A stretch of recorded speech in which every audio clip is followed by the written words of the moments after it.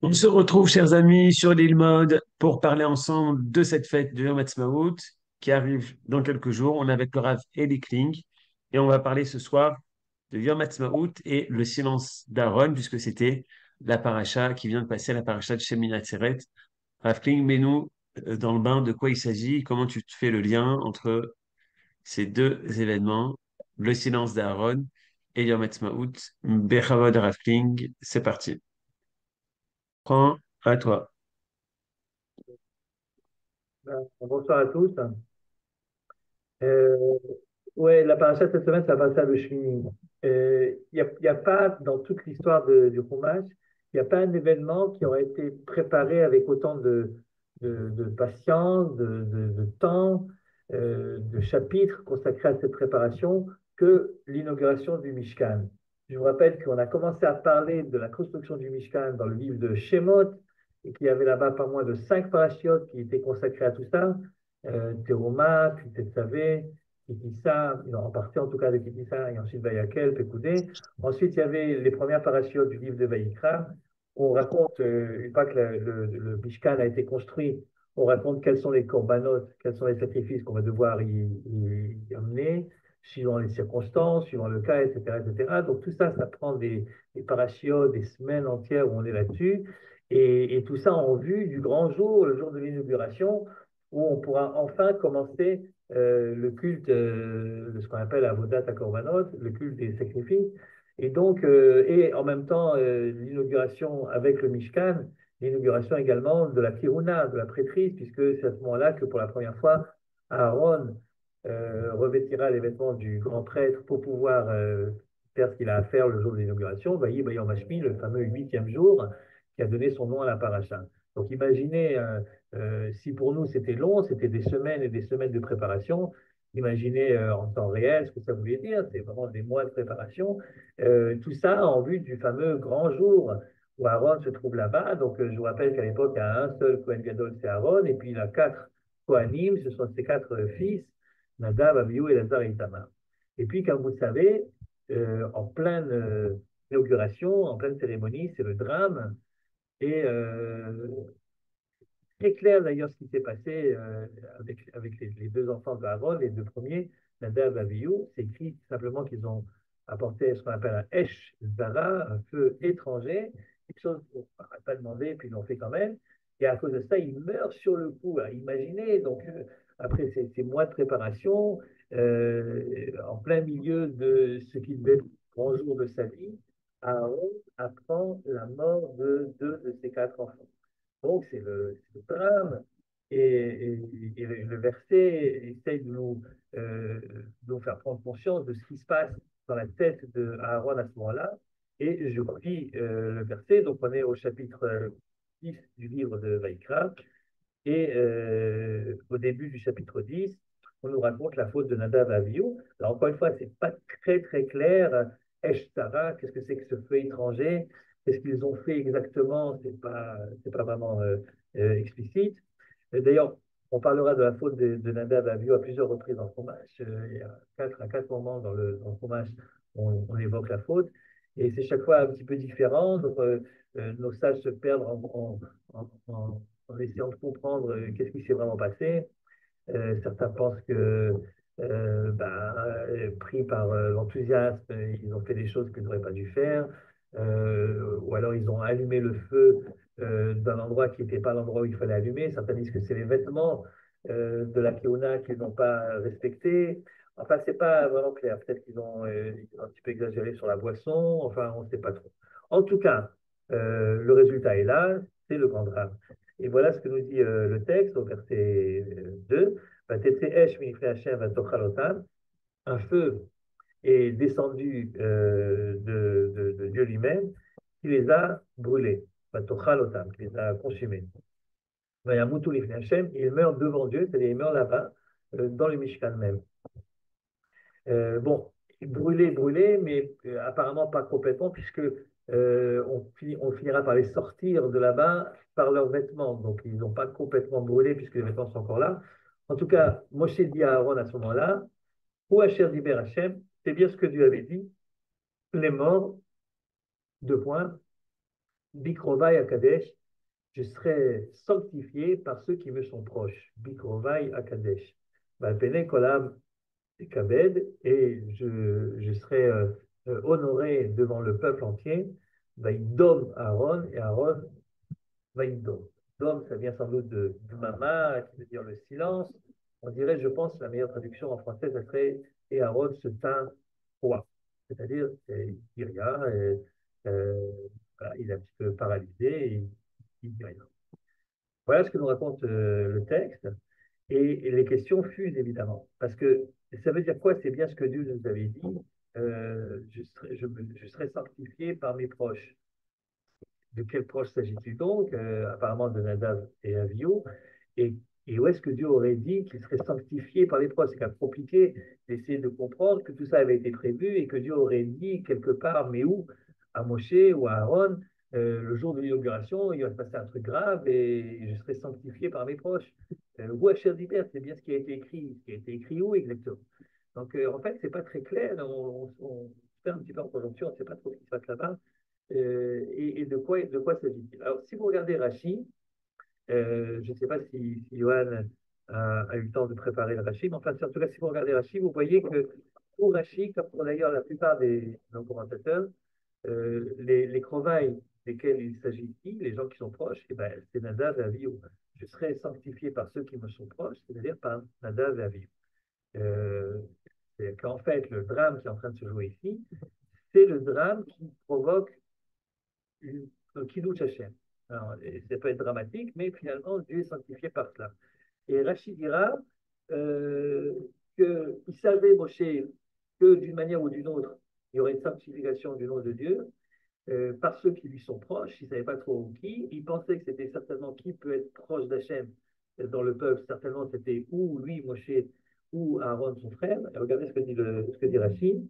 C'est Rachid qui, en fait, rapporte ici une Gemara. Euh, Echad Diber, où est-ce qu'il a donc parlé, où est-ce qu'il a donc prévu ça?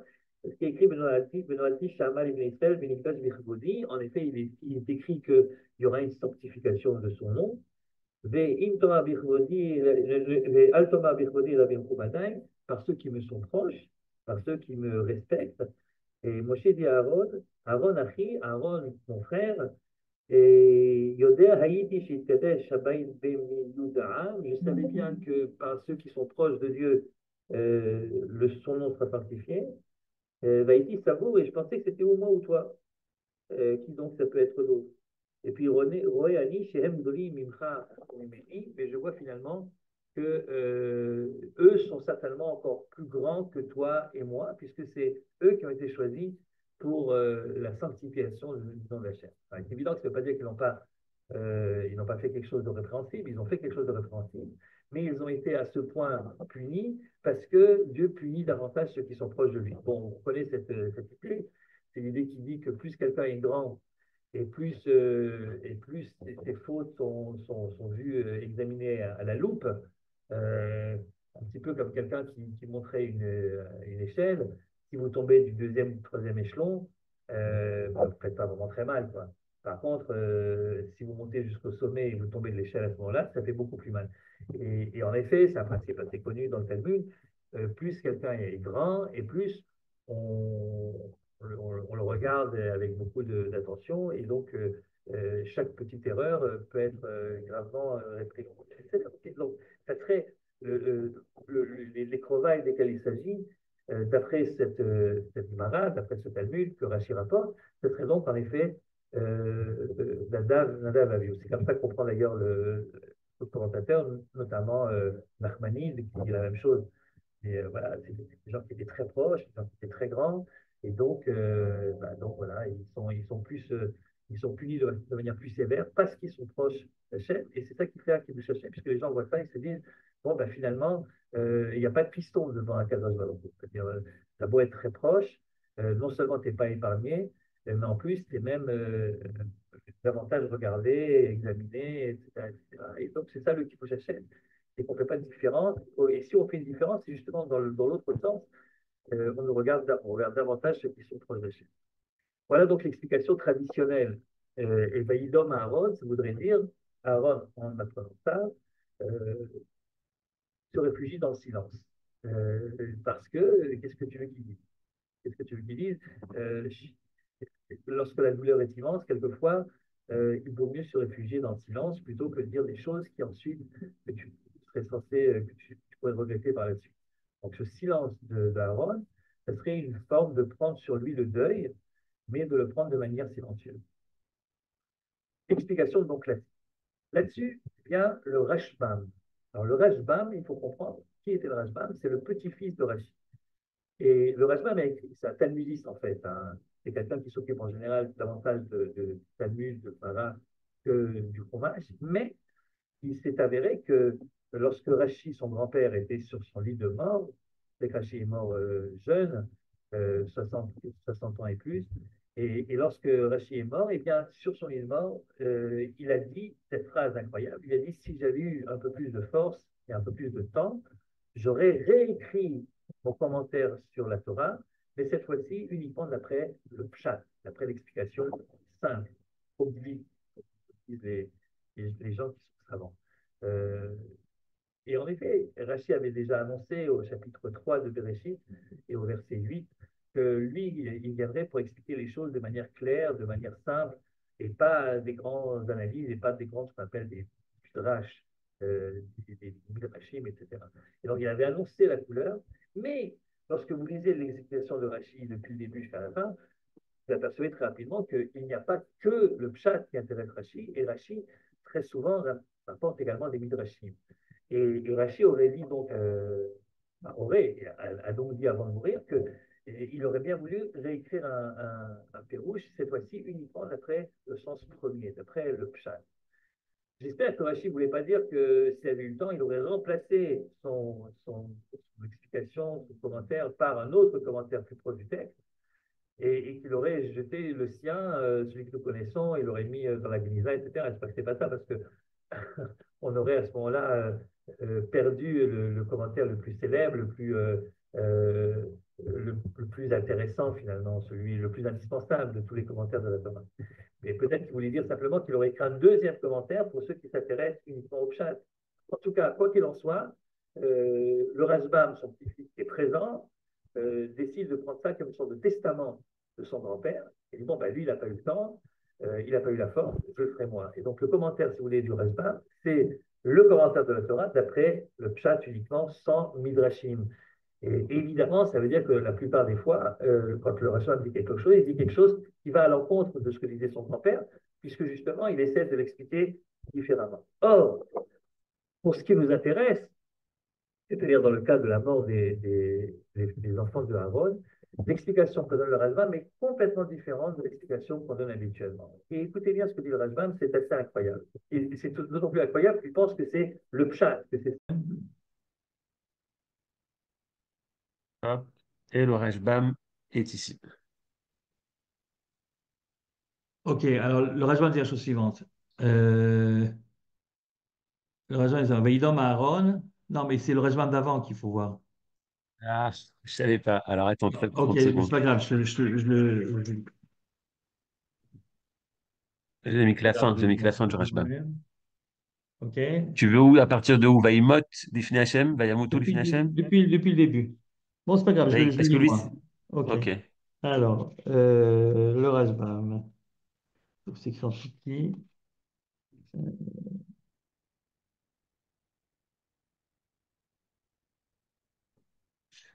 Il fait de Aleph à Guimel, en fait, c'est Vayomer pour Moshe ça. Aaron. Altitabel. Altitabel Valtivke. Moshe aurait dit, Moshe aurait dit à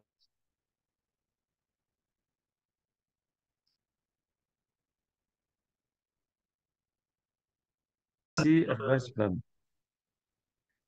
J'étais en train de lire le Rashbam, qui dit donc, contrairement à ce qu'on vient de voir chez Rashi, qui dit qu'en fait, Bikrova et Kadesh, je serai sanctifié par ceux qui me sont proches. Il ne s'agit pas il s'agit pas de d'Nadav et Avihu, mais ceux qui me sont proches, c'est justement Moshe et Aaron en fait. C'est le Rashbam dit la chose suivante. Il dit, euh, il dit Tu l'as sur l'écran. Ouais, Bayomar Aaron, Altitabel, ne porte pas de deuil, va tivke, ne pleure pas, va terdal mina avoda, et n'arrête pas de faire ce que tu es en train de faire. Kadavar azeh asher ani omer lecha, ou asher diber Hashem, bikrova yikadesh. C'est justement maintenant que vient le test pour pouvoir réellement faire du Kiddush Hashem. Kohanim, Agedolim, Akrovim, Elai, Lesharteni, Aniroté, Litkadesh. Je veux être sanctifié, dit Dieu, par le Kohen Gadol, c'est-à-dire par Aaron. Veloshi, Tralel, Shmi, Vaodati, et surtout qu'il n'y ait pas de Chilul Hashem. שכן אמר לי הקדוש ברוך הוא, והכהן הגדול מאחיו, etc., ואת ראשו il lui fera, etc., etc. Donc, il y a l'obligation de sanctifier Dieu. C'est pas une obligation qui est retombée sur la tête de ces pauvres Nadav Avihu qui, en mourant, auraient sanctifié Dieu lui-même. Mais c'est maintenant, après la catastrophe, qu'on va voir si Dieu sera sanctifié ou pas. Et ça dépend de qui? Ben, ça dépend de ceux qui me sont proches, c'est-à-dire de Moshe et surtout de Aaron. Et donc, ça change, et ça change évidemment tout. C'est comme si Moshe disait, bon, ils sont morts pour une raison X ou Y, c'est pas maintenant le problème. Le problème est de savoir comment est-ce que tu réagis. Si tu réagis, ce qu'on aurait très bien pu comprendre, mettez-vous à la place de Aaron à Cohen, il aurait très bien pu dire, bon, ben, un truc aussi grave, j'ai fait tellement d'efforts pour arriver à ce jour qui est le jour le plus important, et là, tout d'un coup, mes deux enfants meurent, et ben, je laisse tout tomber, quoi. On sait très bien qu'il n'y a pas plus important que porter le deuil pour quelqu'un de la famille proche. Et si vous avez prévu de faire quelque chose de très important, que ce soit pour le service du peuple juif, ou que ce soit pour vous-même, et que vous apprenez nous malheureusement, la mort d'un proche, que ce soit un des parents, frères, sœurs ou les enfants, évidemment qu'on arrête tout et puis on fait les shivas et puis il n'y a rien qui compte d'autre que le deuil personnel qui vous frappe. Et donc on aurait très bien pu comprendre si Aaron avait réagi en disant, bon bah ok, je m'étais préparé pour un grand jour de fête, malheureusement ce jour de fête se transforme en jour de deuil. Eh ben, j'arrête tout, on reprendra plus tard, on reprendra un autre jour, on reprendra après les 7 jours de deuil, ou alors quelqu'un d'autre fera le travail à ma place, on n'a qu'à nommer Cohen Gadol, des enfants qui restent, je sais pas. Mais moi, j'ai plus la force, j'ai plus la capacité, j'ai plus l'envie non plus de continuer à faire comme si rien ne s'était passé. On aurait pu comprendre comme ça. Et c'est pour ça que Moshe lui dit, mais non, justement, c'est maintenant que se joue le Kiddush Hashem, c'est maintenant que se joue la sanctification du nom de Dieu, c'est comment est-ce que tu vas réagir? Si tu réagis en disant, je laisse tout tomber parce que mon deuil personnel prend le pas sur l'inauguration du Mishkan que le peuple tout entier attend, et ben ça ne sera pas un Kiddush Hashem. Par contre, si tu te retiens, si tu ne prends pas le deuil, si tu ne pleures pas, mais au contraire, tu continues comme si de rien n'était. Et après seulement l'inauguration, ben, tu trouveras le temps pour te recueillir et pour parler, pour penser à ton deuil personnel. Alors à ce moment-là, c'est un grand Kiddush Hashem, parce que tu auras montré que ce qui se passe au niveau de la collectivité, ça a plus d'importance que ton deuil personnel. Voilà ce que dit le Rajbam, et en cela, il prend le contre-pied de tous les commentateurs habituels et classiques qui sont venus avant lui et après lui, et qui pour eux, pour ces commentateurs-là, ce sont Nadav et Avihu, les deux victimes, les deux fils de Aaron qui sont morts, qui eux font du Kiddush Hashem en montrant que c'est pas parce que ce sont les fils du Kohen Gadol qu'ils ne sont pas punissables et que lorsqu'ils font quelque chose de répréhensible, ils sont punis, et voilà le Kiddush Hashem. Et le Rajwan dit pas du tout, c'est pas eux le Kiddush Hashem. Le fait que eux meurent, c'est ni Kiddush Hashem, ni Chilul Hashem. Et le vrai Kiddush Hashem, c'est comment est-ce qu'ensuite ceux qui restent vont réagir.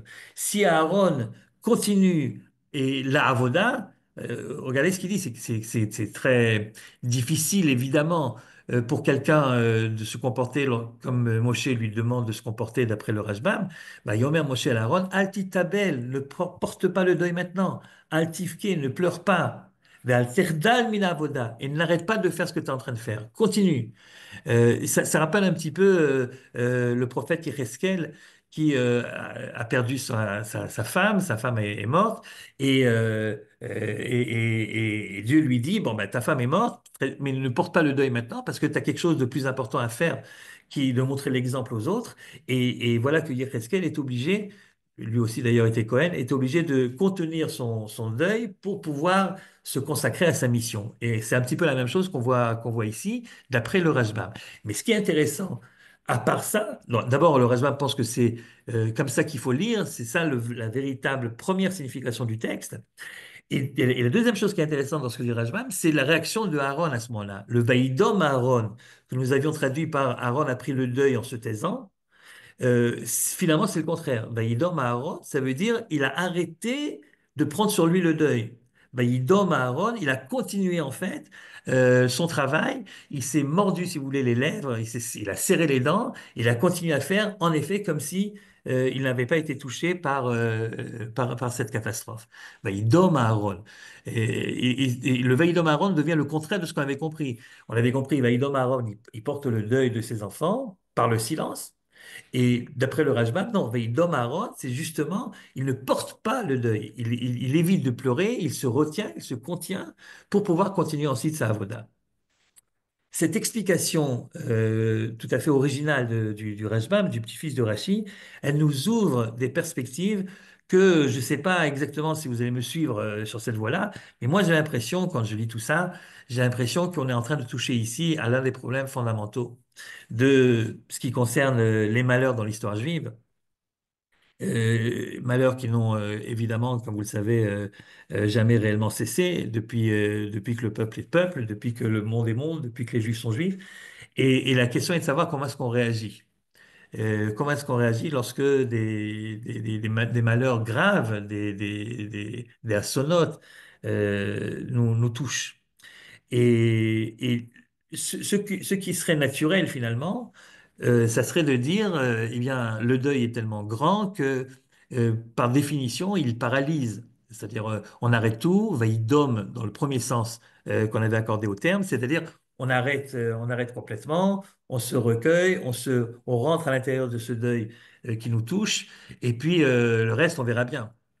Et puis, il y a l'autre possibilité de réagir, si vous voulez, on appelle ça aujourd'hui la fameuse résilience, c'est de dire non, on aura le temps pour le deuil, mais là maintenant, ce qu'il faut faire, c'est au contraire continuer, aller de l'avant et faire comme si cette catastrophe ne nous avait pas touchés. Je pense bien entendu d'abord à la manière avec laquelle les Juifs ont réagi à la Shoah. Je vous rappelle que pendant très longtemps, pendant des dizaines d'années en fait, les rescapés de la Shoah n'ont pas parlé de ce qui leur est arrivé. Et ils auraient pu, en fait, ils avaient trois possibilités. Soit tomber dans une déprime totale. Imaginez donc tous ces gens-là qui ont survécu à l'indicible et qui ensuite sont frappés par le fait d'avoir tout perdu, toute leur famille en général et leurs biens, etc. Et qui auraient pu évidemment sombrer dans un désespoir total en disant bah, plus rien n'a de valeur, on laisse tout tomber. Et voilà, première possibilité. Deuxième possibilité, c'est d'aller se venger tout simplement. On va en Allemagne et puis on empoisonne les puits et puis on tire sur des Allemands qu'on trouve dans la rue et on se décharge de cette charge émotionnelle et ce besoin finalement entre nous tout à fait naturel de vengeance. Comme vous le savez, c'est pas ce que le peuple juif a décidé de suivre comme possibilité, quoique on ne sait pas toujours jusqu'au bout, mais il y a eu en effet une minorité de Juifs qui pensaient que c'est comme ça qu'il fallait réagir. Et en général, ils ne sont pas allés jusqu'au bout. Et ils se sont dit, il faut qu'on fasse quelque chose contre les Allemands. C'est pas normal qu'ils continuent à vivre comme si de rien n'était. Et puis finalement, tous ces projets n'ont pas abouti, ou la plupart d'entre eux n'ont pas abouti. Et le peuple juif, son immense majorité, a choisi la troisième solution.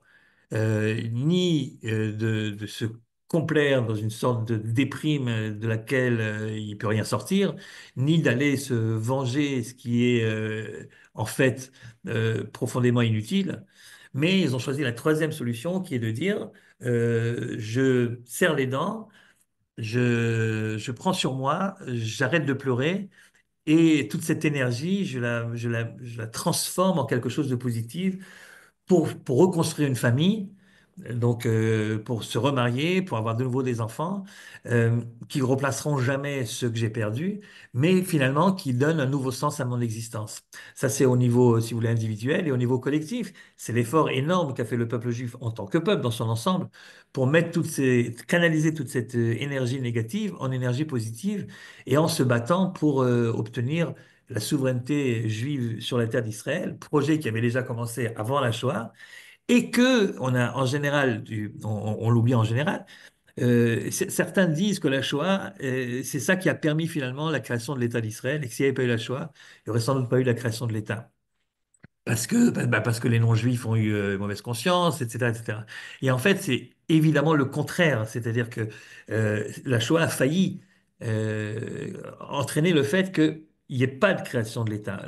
Tout le processus de la création avait commencé avant, et tout le monde savait bien que si jamais un jour l'État d'Israël serait créé, le vivier, le réservoir, si vous voulez, humain, qui permettrait à cet État de survivre et de se développer, c'est évidemment la grande masse des Juifs du monde qui, à l'époque, se trouvait en Europe. Et le fait que un tiers du judaïsme mondial, la moitié du judaïsme européen ait été exterminé à ce moment-là, ça a au contraire remis en cause la création de l'État d'Israël. Et contrairement à ce que les gens disent en général, c'est pas la Shoah qui a provoqué l'État d'Israël, c'est malgré la Shoah que l'État d'Israël a été créé.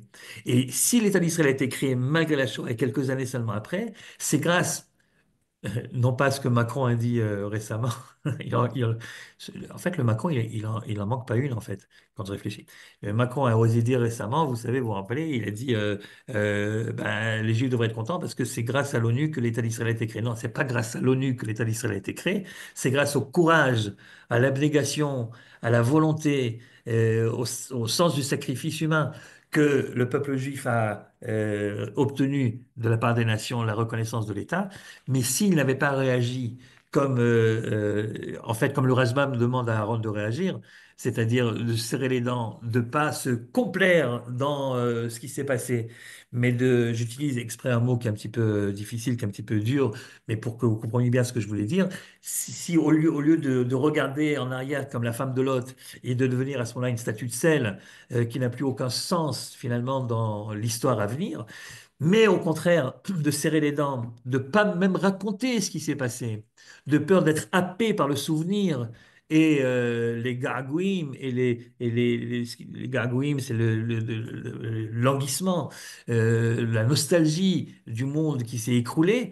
Au lieu de faire ça, eh bien, ils se sont tus, ils n'ont rien raconté et ils ont pris leur courage à deux mains. Et pour ceux d'entre eux qui sont montés en Eretz Israël, ils ont participé, comme vous le savez, au combat pour la création de l'État, notamment cette fameuse bataille de la Trône qui a été une, euh, une bataille très dure et qui en fait a été menée pour la grande partie pour la plus grande partie par des rescapés des camps. Donc imaginez ce qui se passe, et ces rescapés des camps qui étaient encore, qui croupissaient, comme vous le savez, dans les camps pendant encore des années parce que personne ne savait quoi faire avec eux et qui ne pouvaient pas revenir chez eux. Et que les Juifs, finalement, ont été les seuls à pas rentrer à la maison après la guerre. À la fin de la guerre, il y a eu en Europe des mouvements incroyables de population, les prisonniers de guerre des deux côtés qui revenaient chez eux, les gens qui retrouvaient leur chez-soi, et les Juifs étaient les seuls finalement qui pouvaient parvenir. Ils pouvaient venir où est-ce qu'ils pourraient revenir? Je vous rappelle, et vous le savez, que ceux qui ont essayé de revenir, même provisoirement en fait, ils voulaient pas vraiment s'installer là-bas, mais au moins récupérer ce qu'ils avaient perdu. Ils se retournaient en Pologne à Kielce en 1946, donc 46, les Polonais, les voyant arriver, leur ont dit, bah, c'est quand même incroyable avec vous, on a beau vous examiner, vous revenez. Et il y a eu un pogrom, il y a le pogrom de Kielce, 1946, donc il y avait réellement une impossibilité totale de rentrer chez eux. C'est la raison pour laquelle ce qu'on a appelé gentiment les personnes déplacées, c'est-à-dire ces juifs qui étaient dans les camps, sont restés croupir dans les camps, puisque messieurs les Anglais, malgré ce qu'ils venaient de découvrir, avaient décidé de ne pas ouvrir les portes d'Eretz Israël. Et donc, ils sont restés, on parle de 100 000 ou un peu plus de rescapés qui sont restés dans les camps de la mort en Allemagne ou ailleurs. Bon, évidemment, ce n'était pas les mêmes conditions qu'à l'époque du régime nazi, heureusement. Ils étaient gardés par des forces alliées, par les Américains, par les Anglais ou par les autres. Mais voilà, ils ne savaient pas où aller non plus. Et c'est seulement à la création de l'État que finalement ils ont pu prendre un bateau et arriver. Et dès le moment où ils descendent sur la Terre Sainte, dès le moment où leurs pieds touchent finalement, après tant de souffrances, la terre d'Israël, eh bien, on leur met un fusil dans les mains. En général, ils ne parlent même pas la langue. On leur explique plus ou moins le maniement des armes et on les envoie sur le champ de bataille, puisque le pays est en danger. Le jour même de sa création, il a été envahi, comme vous le savez, par les armées arabes autour. Et cette volonté qui est absolument incroyable quand on y réfléchit, quoi.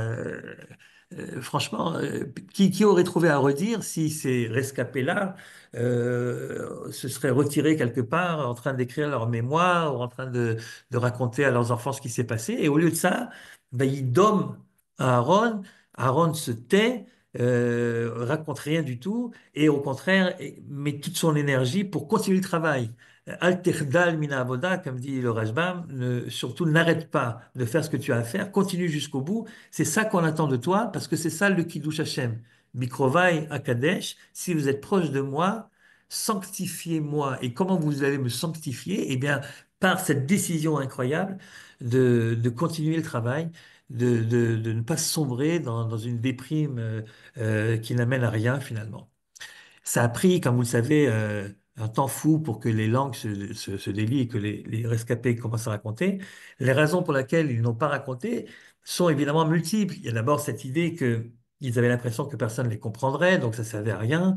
Il y avait aussi dans le jeune État d'Israël qui vient de naître, il y avait une incompréhension de la part de ces jeunes Israéliens, de ces Sabarim qui étaient nés dans le pays et qui ne comprenaient pas comment est-ce que des Juifs ont pu se laisser mener, comme ils disaient, à l'abattoir sans réagir. Et donc, ces rescapés pensaient que ça savait rien raconter. D'abord, les gens vont pas le croire, et même s'ils croient, alors ils risquent au contraire de recevoir une sorte de mépris de ce jeune État d'Israël arrogant qui pense que la seule gvoura, le seul héroïsme qui existe, c'est celui qui consiste à prendre les armes dans les mains et se battre contre les nazis dans les ghettos de Varsovie ou d'ailleurs. C'est un péché de jeunesse du jeune État juif de ne pas avoir pu comprendre qu'il y a d'autres formes d'héroïsme que l'héroïsme qui passe obligatoirement par les armes. Et ça a pris beaucoup de temps jusqu'à ce que, ici en Israël, on le comprenne. Euh, les, la- les langues ont commencé à se délier en Israël à partir du procès Eichmann, comme vous savez. C'est-à-dire que jusque-là, on n'en parlait pas. Les Israéliens ne voulaient pas entendre et les rescapés ne voulaient pas parler. Et donc, tout l'effort a été mis pour construire le pays, mais certainement pas pour regarder en arrière. Et donc, il y a eu ce silence qui a duré quelques décennies avec le procès d'Eichmann, lorsque le pays tout entier a été secoué par ce procès. Et je rappelle qu'à l'époque, il n'y avait pas tellement d'autres possibilités, il y avait pas encore de télé. Et le peuple d'Israël, en Israël, était suspendu à la radio. Les gens marchaient dans la rue avec le transistor à l'oreille pour entendre les témoignages. Et c'est seulement à ce moment-là que les témoignages ont commencé à affluer, quelquefois de manière dramatique. Vous vous rappelez ce témoin qui s'est effondré pendant le procès Eichmann, etc. Et c'est à partir de ce moment-là, lorsque les Israéliens ont compris, ont commencé à comprendre ce qui s'était vraiment passé, que, on a pu parler davantage de la Shoah. En Europe, d'ailleurs, ça a pris encore plus de temps, puisque je pense que la première fois où on a vraiment parlé de ce qui s'est passé, en France par exemple, c'était vraiment un sujet tabou, c'est-à-dire que comme s'il n'y avait pas eu une persécution dirigée contre les Juifs eux-mêmes. Pour De Gaulle, c'était les Français qui avaient été pris, et il n'y avait pas de raison de mettre le côté juif en exergue. Pour les Russes, n'en parlons pas. À Babillard, pendant très longtemps, on n'a pas écrit qu'il s'agissait en fait de Juifs et d'antisémitisme. Et donc, en Europe, ça a pris encore beaucoup plus de temps. Il me semble, je dis pas ça en tant qu'historien qui aurait réellement examiné la chose, mais j'ai l'impression, d'après mes souvenirs personnels à moi, que les gens commençaient à parler de ce qui s'est passé avec le film, enfin la série américaine Holocaust, qui a fait que tout d'un coup, dans les écrans de télévision du monde entier, les atrocités de la Shoah ont commencé à être vues et perçues. Avant, on en parlait très très peu. Et à partir de ce moment-là, de nouveau, les gens commençaient à en parler. Donc la première raison, c'est en effet parce que les rescapés pensaient qu'ils ne seraient pas compris. Je vous rappelle que le jour de la Shoah, qu'on vient de commémorer donc il y a quelques jours, ne s'appelle pas en Israël le jour de la Shoah, mais s'appelle Yom HaShoah VeHagvura, le jour de la Shoah et de l'héroïsme. Non seulement ça s'appelle le jour de la Shoah et de l'héroïsme, comme si on avait un petit peu honte de parler que de la Shoah, qu'il fallait, si les gens parlent de la Shoah, il fallait qu'on parle aussi en même temps de l'héroïsme. Et de quel héroïsme s'agit-il? Évidemment, de l'héroïsme de ceux qui ont combattu, les partisans, le ghetto de Varsovie, etc. Même la date qui a été choisie. Pensez bien qu'une Shoah qui a duré 4 ou 5 ans, on aurait pu prendre n'importe quelle date du calendrier finalement. Mais la date qui a été choisie, c'est-à-dire juste après Pessah, c'est parce que la révolte du ghetto de Varsovie a commencé justement à ce moment-là et s'est achevée. La révolte a été finalement la révolte a été finalement arrêtée par les Allemands et ça a duré pendant 3 semaines.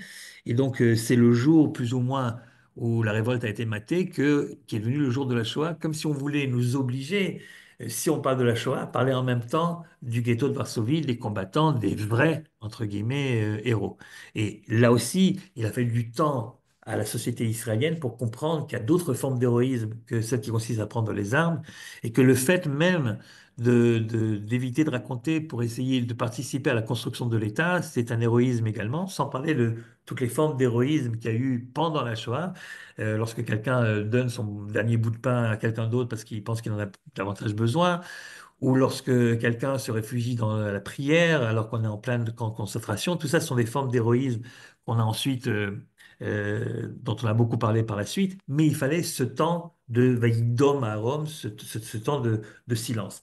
Mais c'est pas seulement parce que ils avaient peur de ne pas être compris qu'ils se sont tus, c'est également parce que précisément ils avaient très peur que s'ils commencent à raconter, il serait happé par cette catastrophe et le fait de revivre en le racontant la catastrophe qui les touchait, eh bien, ça les aurait empêchés de pouvoir participer à la véritable résilience qui consistait à refaire quelque chose de leur vie, que ce soit au niveau individuel en se remariant, en recréant, en ayant de nouveau des enfants, ou que ce soit au niveau collectif en se lançant dans la bataille de la création de l'État et de sa fortification. Et donc, il me semble bien que le Vaïdom Aaron de notre paracha, finalement, c'est accompli à la génération donc, de nos parents et de nos grands-parents, c'est accompli à la fois d'après l'explication classique de Rashi et de Ramban, et à la fois d'après l'explication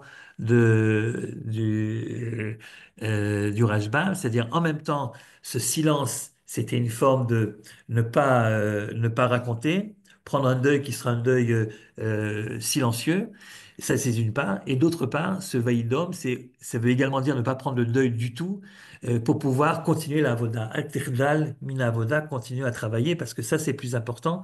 C'est ça qui va permettre la survie du peuple juif. C'est la première chose que je voulais vous dire. Et je parle de la Shoah pour ne pas parler du 7 octobre, vous avez compris.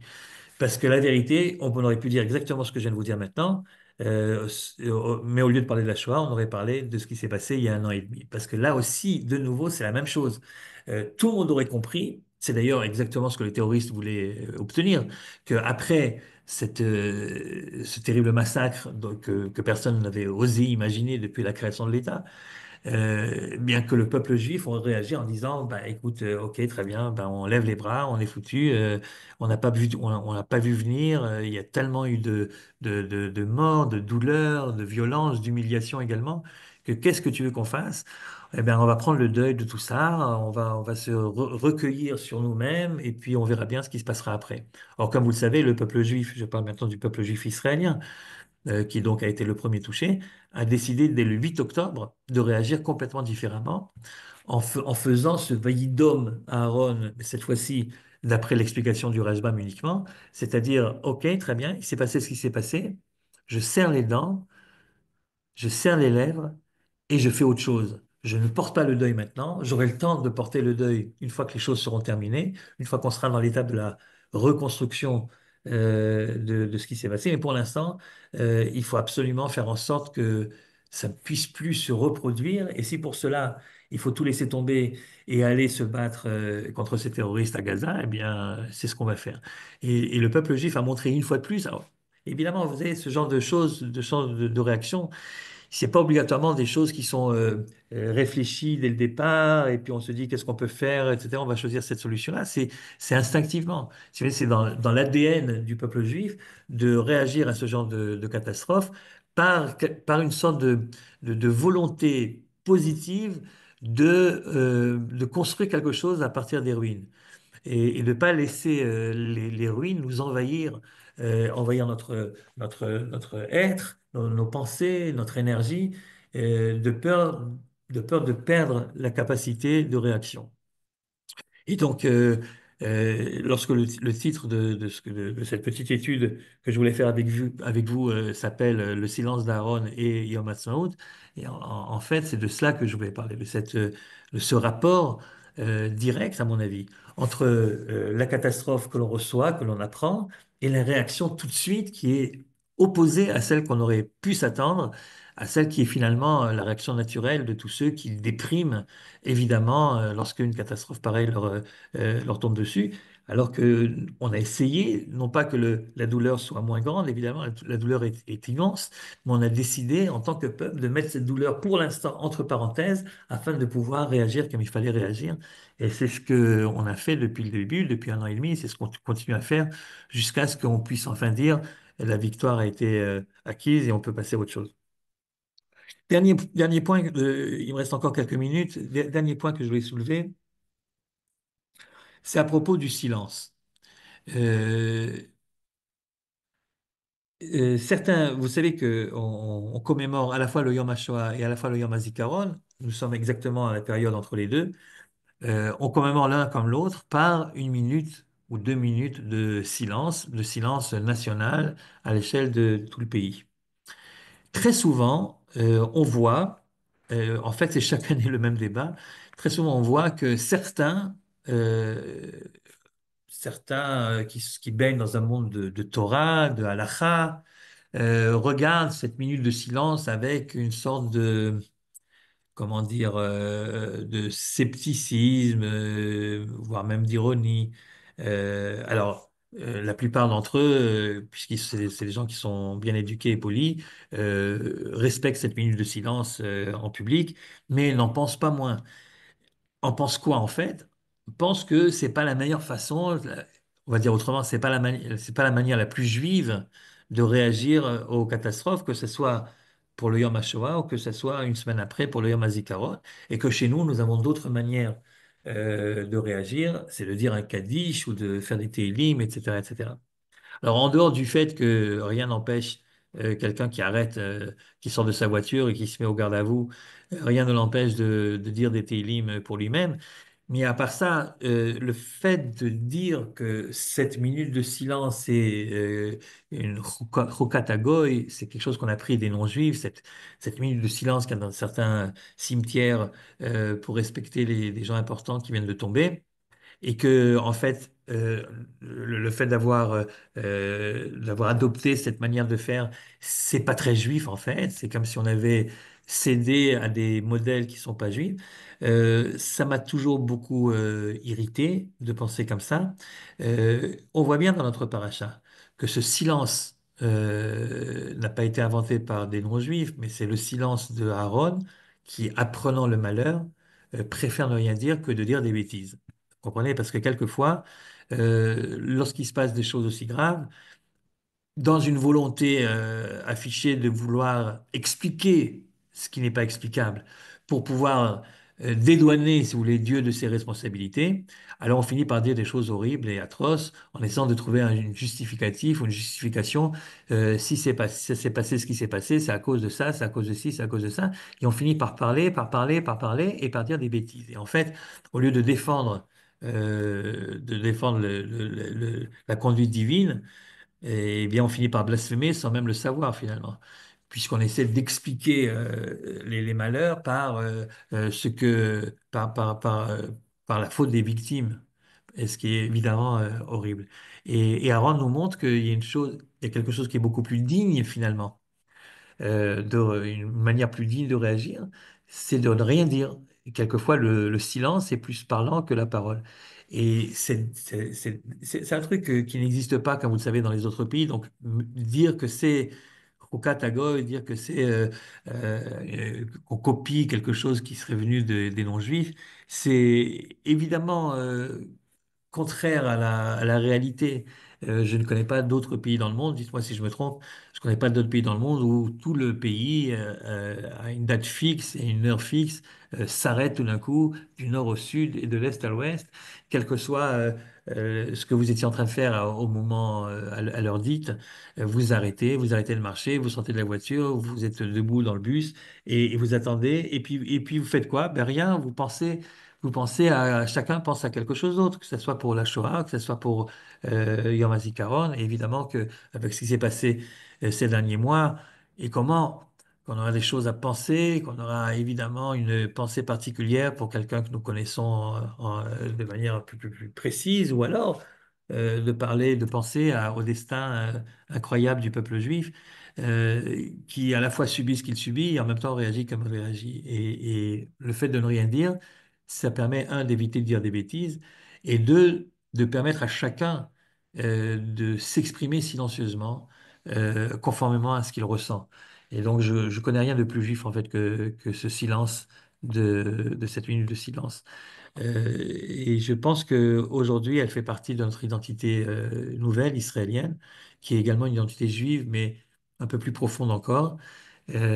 Souvent, elle fait penser, cette minute de silence, au chauffard de Rosh Hashanah, sauf que elle a une dignité supplémentaire justement parce qu'elle n'est pas bruyante, parce qu'elle est silencieuse et se recueillir, le fait qu'un peuple tout entier pense à la même chose au même moment, il s'agit de millions de personnes qui se retrouvent dans ce moment particulier, c'est au contraire quelque chose de très juif qui à la fois nous montre cette résilience de laquelle on parlait depuis le début, et en même temps ce sentiment d'unité, ce sentiment de destin commun qui nous touche tous, qui nous prend tous, quelle que soit notre manière de voir les choses, notre sensibilité particulière, même notre degré de religiosité ou pas, mais on est tous unis dans cette volonté de penser au même moment, aux mêmes événements. Et je crois que c'est quelque chose de très très juif. Au contraire, ça n'a rien de goy, ça n'a rien d'emprunt à des coutumes qui ne sont pas de chez nous, et bien au contraire.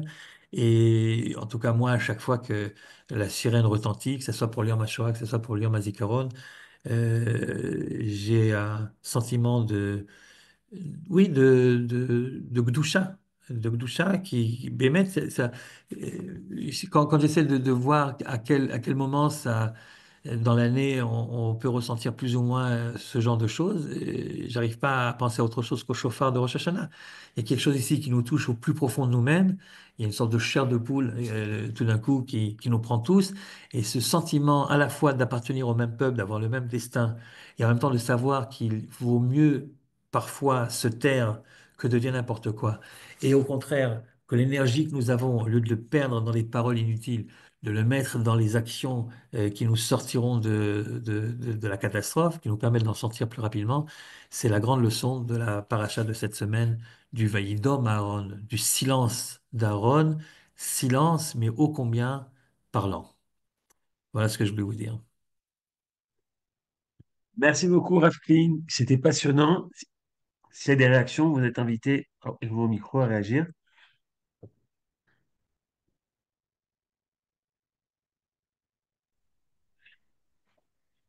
Des questions? Une Oui. question. Pourquoi et Kadesh, on accepte que ça soit considéré que c'est la mort des Nadav et Abihu? Et d'après la première explication, Oui, oui, mais d'après de la première considérer explication, que celle de la Rachi. la sanctification passe par la mort. Non, alors évidemment, Être- ici, ouais. Non, vous avez raison, c'est un peu choquant, mais je suppose que ce que Rachi voulait dire, ou ce que nos sages voulaient dire, parce que Rachi en fait ramène la parole du Talmud, ce qu'il voulait dire, c'est pas que la mort sanctifie quoi que ce soit, c'est que le fait que lorsque quelqu'un fait quelque chose de répréhensible, il soit finalement, il y a une conséquence dramatique qui arrive, quelle que soit la grandeur du bonhomme, c'est ça le Kiddush Hashem. Le Kiddush Hashem, c'est de pas faire de différence entre les gens qui seraient proches et ceux qui seraient plus loin. Et qu'au contraire, le fait que tu es proche, ça te responsabilise davantage et tes actes sont considérés avec une loupe plus que si tu étais plus loin. C'est ça le Kiddush Hashem. Le Kiddush Hashem, c'est pas évidemment la mort elle-même. La mort n'a jamais été... Évidemment, quelquefois, oui. En fait, quelquefois, oui. C'est, par exemple, si un non-juif, c'est ce qui est écrit dans Sanhédrin, si un non-juif vient et te menace de mort en te demandant de faire des choses très graves, comme tuer quelqu'un d'autre, ou etc., on doit se laisser tuer plutôt que de transgresser. Et ça, c'est du Kiddush Hashem parce que ça veut dire qu'on a donné nous-mêmes de manière avec notre libre arbitre, on a choisi de dire au monde entier qu'il y a des choses qui sont plus importantes que notre propre vie. Il n'y a pas, heureusement, dans le judaïsme, beaucoup de choses qui est plus important, mais il y a un certain nombre de choses qui sont plus importantes que notre vie, c'est du Kiddush Hashem. Ici, en l'occurrence, c'est pas de ça qu'il s'agit. C'est pas la mort, puisqu'elle n'a pas été choisie par Nadav Avihu, au contraire. Donc, c'est pas de ça qu'il s'agit. Il s'agit simplement de montrer que, du point de vue de la justice divine, il n'y a pas de piston. Voilà, il y a pas, on fait pas de favoritisme et que tout le monde est jugé, même si on est le fils du Kohen Gadol. C'est ça le Kiddush Hashem. Merci. Parmi les réactions aux catastrophes, il y a aussi la petite facette de Rabbi Akiva, l'optimisme, Oui, là vous parlez de quand il a vu le chacal qui le sortait. chacal. Ouais, c'est-à-dire que de voir que si jamais des prophéties de malheur se réalisent, ça veut dire que les prophéties de bonheur se réaliseront également. Ça aussi, c'est une manière très, très juive de voir les choses. C'est de, c'est de réagir à contre-pied. C'est-à-dire, il arrive quelque chose de terrible, et ben, c'est la preuve que ça va aller mieux demain. Et c'est aussi une forme de résilience, évidemment. Mais ça, c'est une résilience dans la manière de voir l'événement. Moi, je parlais tout à l'heure d'une résilience dans la manière de réagir activement à quelque chose, vous voyez. Mais vous avez raison, c'est également une forme de résilience très juive, très juive. C'est pas pour rien que celui qui a écrit sur la résilience plus que les autres, c'est un juif rescapé de la Shoah, c'est Viktor Frankl, qui parle en effet de la meilleure manière de réagir à tout ça, c'est de donner une signification, c'est de donner un sens à l'événement. Comment s'appelle son livre? L'homme en quête de sens, c'est ça? Ouais, donc c'est évidemment pas un hasard si ça vient d'un juif. Un juif rescapé des camps. Voilà, bah écoutez, merci d'être là, fidèle régulièrement. Ça fait plaisir. Et bonne fête de Yom Ha'atzmaut et à très bientôt. Merci d'avoir visionné cette vidéo. Je vous invite à vous abonner à notre chaîne InMode pour plus de replays, de conférences, de cours, d'interviews. Cliquez sur le bouton juste ici et vous êtes abonné à l'InMode. À très bientôt.